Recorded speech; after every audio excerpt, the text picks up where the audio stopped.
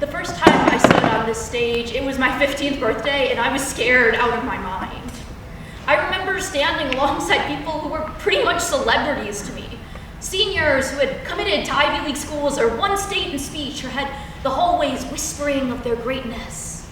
Sophomores and juniors who seemed impossibly more put together and prepared than I could ever be, and the other freshmen who seemed like they were on the same track. I honestly don't remember that performance beyond the brightness of the lights and the pulsating of my heart. But what I do remember is that afterwards, as I ran off stage, my friends were waiting for me in the hallway. My friends and my category leader from speech, who I'd admired more than almost anyone in the school, were hugging me. Like what I had done was just as important and impressive as what they had. Now I can see that I was just as involved and just as committed as the rest of them. But at the time, even as happiness was bubbling up inside of me, there was this layer of doubt, this idea that I was just fooling them and myself, and it was only a matter of time before they found out.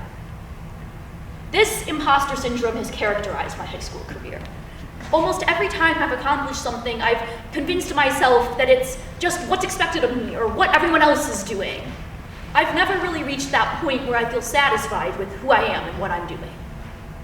And this is kind of ironic because I am my friends' biggest cheerleaders. I try to make sure I'm the first one to send them a text if they did something good, to have a shoulder for them to cry on, to be there no matter what. And the more I've thought about this and the older I've gotten, the less I've understood the logic of this. Because if anyone had said the things that I was thinking about myself to my friends, I would have tried to punch them. And I would have failed because I'm terrified of violence and very bad at confrontation, but it's the thought that counts, right? I used this internal confusion to keep people at a little bit of a distance. I convinced myself that friendships built off one-sided comforting and listening to the other person were the same as true, deep relationships. And a lot of the time they were, but there was still a discomfort. The knowledge that I wasn't reciprocating the trust that they gave me. And it wasn't that I didn't want deeper, more personal connections. I did. I just was always convincing myself that we weren't really friends. We were friends by proximity because we sat next to each other in class, or we were school friends or swim friends. There was no just friend. But to have the sort of relationship that I wanted, you have to be willing to open up and be vulnerable.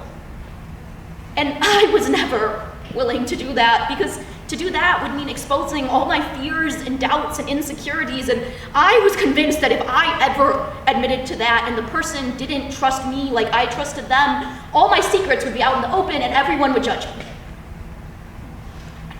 As I've gotten older, I've started to open up to people more and told many of my friends how I feel in what was often extremely embarrassing confessions fueled by just intense emotions.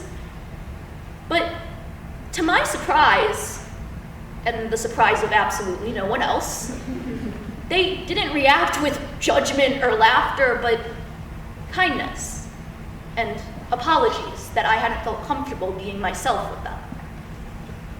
With this new mindset of love and vulnerability in mind, I decided on a new way to view my doubts and insecurities. Radical positivity. Essentially, every time I find myself cycling through worst-case scenarios in my head, which is a lot, I try to tell myself about the okay scenarios. Even if I can't make it to the best case, trying to get middle of the road. If I'm convinced that my friends don't care about me as much as I care about them, I tell myself all the little ways they've shown they did. The times we spent laughing together, the days they remembered I had a test and wished me luck, just little moments that can mean the most. And I've tried to apply this to every aspect of my life. If I walk out of a math test and I'm convinced that I failed it, even if I can't tell myself that I've aced it, I try to reach a middle ground, tell myself I did okay. And as time has gone on, I've expanded that philosophy from just how I treat myself to how I treat others. If I'm in an equal parking lot and someone is trying to cut me off for the 5th time in 2 minutes, I just let them sometimes. Because I know what it feels like to be driving just with pure rage and not know how to get out. And sometimes just those little moments can cheer up someone's day.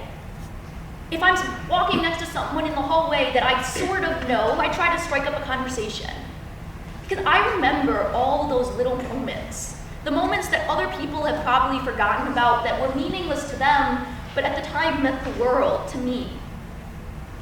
So, all these little things can feel like they don't have an impact on people.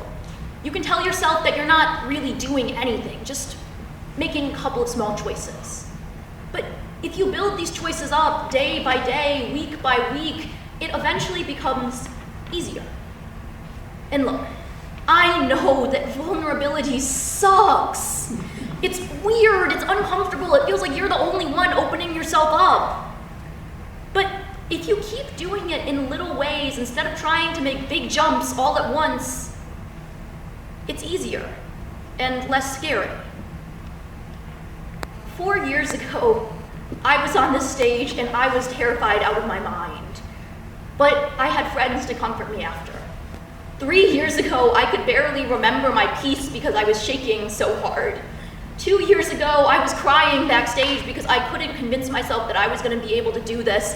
And last year, I was getting through this on half a positive thought and a prayer, wondering why my mindset wasn't easier to handle.